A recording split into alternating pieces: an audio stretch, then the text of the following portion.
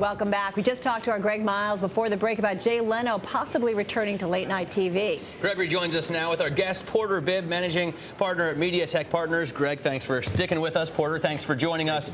Let me ask you how much of a disaster you think the Leno experiment has been, because it's been described that way, and now it looks like the execs are getting very nervous. Yeah, it's killed the local O&Os and the affiliates of NBC. They've lost maybe 10 to 20% of the revenue that they used to get from the lead-in to their 11 o'clock news. So from an affiliates and network point of view, it's a disaster.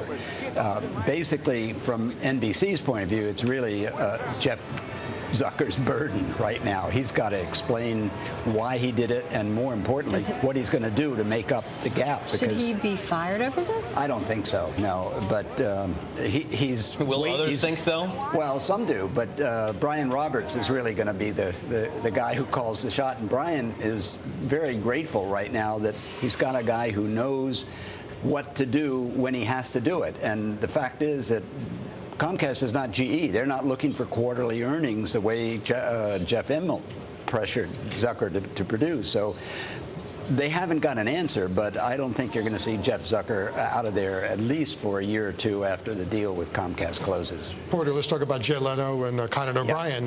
Jay Leno is going to be moved potentially to 11:30 for a half hour. Yeah. You're going to move Conan back? Probably not a bad ploy. It keeps both of those talents, O'Brien and Leno, at NBC, because both of them could easily jump to Fox in 5 seconds. But some say that Jay can't even do his monologue in a half hour. He's only going to have 25 to 30 minutes. Well, the big fight is going to be for guests. Who is going to, and Leno has the edge there. So what does that leave Conan? But half hour is not a bad play for them, and it's better than nothing. The big problem is the vacuum that they've got at 10 o'clock right now. And that's a good point, because Greg, you mentioned earlier that to develop some kind of drama, a new time, primetime drama is going to take something like 8, right? Yeah. I mean, so what do they do? I mean, a couple questions. I mean, were they impatient in not giving Jay Leno some time? You know, it often takes a hit show some time to take off. I don't think it was a question of impatience. The numbers were going down. The trend was bad. Yeah, I mean, it was just going. They wanted to pull Seinfeld really too. South. In hindsight, pulling Seinfeld would have been a mistake, right? But yeah, exactly. But here's the issue. The affiliates were up in arms. They were ready to actually break the deal with. I think their affiliates meeting is in about 2 weeks, and many of those local stations were ready to jump to another network. But the network is making some money off of this, correct? Or so we hear?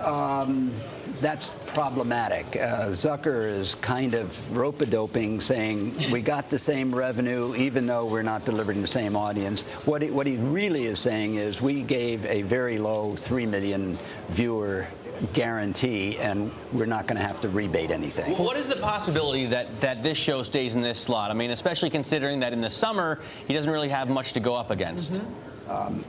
Nil right now.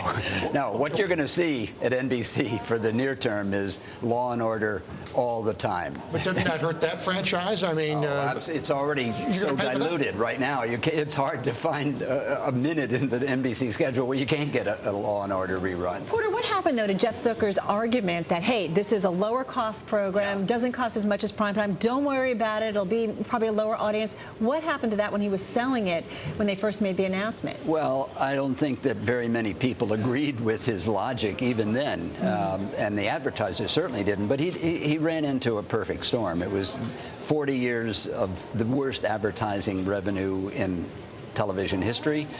He had nothing to deliver in terms of competition, and basically the advertisers just said, I'm sorry, 3 million doesn't cut it. He was up against CSI on CBS with 10.5 million people. Killer ratings. Porter, I got to ask you quickly, only about 20 seconds left here. What do you think about the Avatar deal with FX? $25 to $30 million. Is it worth that much to bring it on TV later after everyone's seen it twice in the theater? I think it's going to be a classic, just like Titanic and some of the other great movies. But it's not really a high price. It's Rupert Murdoch taking $25 million out of one pocket and putting it into the other. And the beneficiary is Jim Cameron, who owns a big chunk of that movie. You don't love the film. I think it's the second biggest box office grosser in history, and not exactly my cup of tea. That's a clear opinion there. Matt's upset because he really likes it. He wants to go back and see it dreamt more. I was an Avatar. I know, it's crazy. It was awesome. Porter, thank you so much. We Pleasure. appreciate it.